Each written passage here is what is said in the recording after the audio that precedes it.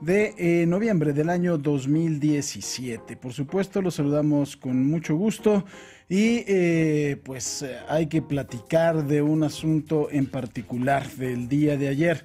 El presidente de la República, en la clausura de un foro sobre seguridad de esta asociación Causa Común que preside María Elena Morera, dijo que no se le podía estar pidiendo a las Fuerzas Armadas o las Fuerzas de Seguridad resultados cuando, por decirlo en una u otra forma, dijo que cuando eran buleados. Quizá no fue una expresión afortunada por parte del presidente de la República y además de todo lo que faltó fue hacer un análisis general de la situación.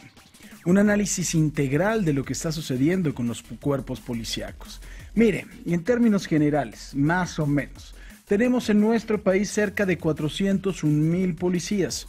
De esos 401,000 policías, le puedo decir que han sido sujetos a este análisis de control y de confianza cerca de 300,000. Estoy hablando de policías tanto preventivos como policías también de investigación. ¿Cuáles son estos análisis de control y de confianza? Básicamente son análisis, un antidoping, ese es uno, y el siguiente, además del antidoping, tiene que ver con un polígrafo, un detector de mentiras. Usted sabe que ha habido una polémica importante, incluso la propia Comisión Nacional de los Derechos Humanos publicó un libro en el cual se echa por tierra los resultados del polígrafo, en el cual dicen que son resultados muy equívocos, que se pueden manejar y que puede haber resultados en función de que la persona se pueda poner nerviosa. A mí me gusta mucho la historia del polígrafo, porque la inventó un señor William Moulton Marston, un psicólogo de la Universidad de Harvard, que combinó estudiar psicología y derecho. Él tiene una particularidad, tenía una obsesión por la verdad. Y este hombre, además de haber sido el inventor del polígrafo, fue el creador de la Mujer Maravilla, ahora que acaba de salir la película. Si usted se acuerda de la Mujer Maravilla, tiene dos herramientas o dos superarmas principales. La primera, los brazaletes que están hechos de una aleación que no se encuentra más que en la isla de donde proviene, que no me acuerdo cómo se llama la isla. Y el otro es el lazo de la verdad, el lazo de la verdad con el cual a los malos, a los villanos, les ponía el lazo y entonces confesaban sus fechorías y confesaba qué es lo que iban a hacer de malo. Entonces este hombre fue el que desarrolló el polígrafo o el detector de mentiras. En las cortes norteamericanas el polígrafo ya no es aceptado como una prueba plena, simple y sencillamente algo que se puede utilizar para dar un indicio de algo, de una mentira o de una verdad.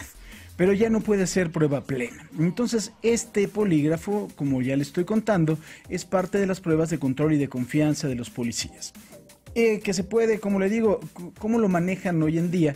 Pues bueno, tiene varios factores. Tiene una especie de sensor en las pompitas donde usted se sienta por si cuando al mentir usted se le hace algún movimiento con esa parte, pues entonces lo detecta el polígrafo. Tiene además de todo un detector de ondas cerebrales, tiene un detector de presión, un detector de ritmo cardíaco y un detector de humedad de las manos. Más o menos así funciona, más o menos.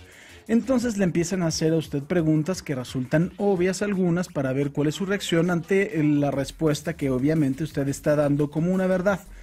Esas son las pruebas de control y de confianza, de ese universo que se las quería platicar porque a veces las escuchamos tanto y nadie sabe en qué consisten. Pero le decía yo que tenemos cerca de 401,000 policías, tanto de investigación como policías preventivos en la República. De estos, solamente 300,000 han hecho esta prueba o se encuentran certificados, por así decirlo, y de estos cerca de 30,000, es decir, el 10%, no están aptos para el servicio, por cualquier situación, incluso por un padecimiento físico, o porque hayan dado positivo, o porque no hayan pasado el polígrafo o el detector de mentiras. Muchos de los policías que han tenido estos problemas, lo que hacen es ampararse, porque como le digo, ya el polígrafo no es una prueba que esté muy aceptada. Pero tenemos que ir al fondo del asunto. Por supuesto que buleamos a las autoridades en este país y a los policías en particular. Somos unos pelados con la autoridad. ¿Por qué? Porque no lo respetamos. No lo respetamos muchas veces, efectivamente, porque ellos no se dan a respetar, porque tienen una falta de preparación importante, porque tienen una falta también de conocimiento de los procedimientos para inmovilizar, por ejemplo, a una persona que van a detener.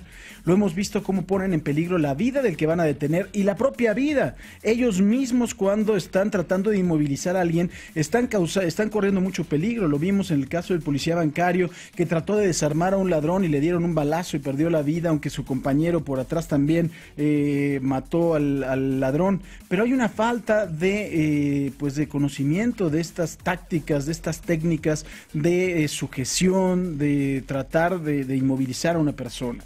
Faltan esos manuales de forma definitiva, eso sí falta. Eso por un lado. Por el otro lado también, y me parece que creo que es bastante sintomático, lo que ganan los policías. Eso los lleva a dos cosas. Primero, que muchas veces sus jefes los explotan, sus jefes les piden un moche, y entonces ellos tienen que salir a la calle a sacar ese entre, a sacar esa mordida para poderla repartir con sus jefes. Eso también es otra realidad. Ganan poco. Eso también es otra realidad más. Por si esto fuera poco, además de la falta de entrenamiento, de la falta de técnicas, hay un grave vacío legislativo al respecto, primero del uso legítimo de la fuerza. ¿Qué es esto del uso legítimo de la fuerza? Lo que usted ha visto en Estados Unidos, cuando un policía se siente amenazado, cuando una persona está armada, cuando una persona incluso en el interior del automóvil no se baja cuando lo indica el policía puede, sin ninguna responsabilidad penal, abatir al sospechoso. Eso es el uso legítimo de la fuerza. El uso legítimo de la fuerza lo tiene el Estado para proteger tanto a sus ciudadanos como los bienes de sus ciudadanos. Eso en México no está claro. Y eso es una desgracia porque los policías no saben hasta dónde pueden llegar. Y además de todo tenemos un vacío legislativo en el asunto de la legítima defensa. Cuando un policía está actuando para proteger su vida, para proteger la vida de los que tiene confiados o los bienes que tiene confiados a su protección, también hay un vacío para saber cuándo es legítima defensa y cuándo hay un exceso en la legítima defensa. Es decir, ¿se acuerda usted del caso del policía de que lo iban a asaltar y él le disparó por la espalda a una persona, un sujeto? Pues bueno, como ese sujeto no estaba armado, aunque le iba a asaltar, pues allí habría un exceso en la legítima defensa. No sé exactamente qué pudo argumentar sus abogados, pero finalmente la libró. Pero la libró de milagro, no se cree que la libró porque eso lo dice la ley. Luego entonces, pues tenemos una gran combinación de factores que hacen que no respetemos a la autoridad. Y no lo hacemos, y somos pelados, y somos prepotentes. Y un naco como el señor George de Polanco, que se hizo famoso gracias a una serie de ocurrencias, y a hacer un pelafustán, y hablar con groserías, y a ponerse en el espejo, y hacerse el payaso, que no tiene ni cultura, pues por ahí está grabando a los policías diciendo que lo quieren extorsionar, ¿no? Y entonces ya no tenemos ni el menor de los respetos por la autoridad. Y no tenemos ese respeto porque hay una total impunidad. Porque cada vez que hay una escena de estas, pues un tipo tan asqueroso como el George de Polanco, o sea, imagínense nada más, pero tamaño de personaje, ya sabe, un hombre culto, un hombre además de todo leído, ¿no? Un hombre con una gran conciencia social, formado en Heidegger, en Kant, en Nietzsche seguramente también debe tener estudios profundos, ¿no? Pues bueno, un tipo como estos puede amedrentar a los policías sin que haya una consecuencia legal en su contra, que debería de haberle muy grave. Sí, entonces ahí tenemos el problema y es cierto, y eso también es responsabilidad, esa parte es responsabilidad de la sociedad. La falta de una legislación adecuada, la falta de un buen sueldo, la falta de una preparación adecuada, que les pidan moches, eso es responsabilidad del gobierno. Así que efectivamente sí, tenemos una policía buleada, y no espere usted que se acabe la violencia, y no espere usted que se acabe la impunidad, porque cada vez que vemos un policía y nos quiere detener, nos morimos de la risa de él, ya sea porque venimos borrachos, ya sea porque nos da totalmente flojera o porque somos amigos, hijos, tíos o primos de algún tipo muy influyente. Así que ¿sabe qué? Sí tenía razón en ese sentido el presidente de la República, le faltó dar el análisis, ¿eh?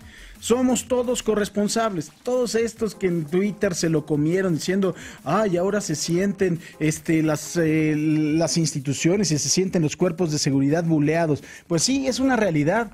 Me parece una falta total de conciencia social el que no lo reconozcamos, el que no nos demos cuenta de que verdaderamente somos unos pelados y no tenemos respeto. Eso sí, nada más vamos a los Estados Unidos y ¿qué tal nos para un policía? Bueno, nos ponemos blancos. nos da una indicación un policía y no se discute, se acata.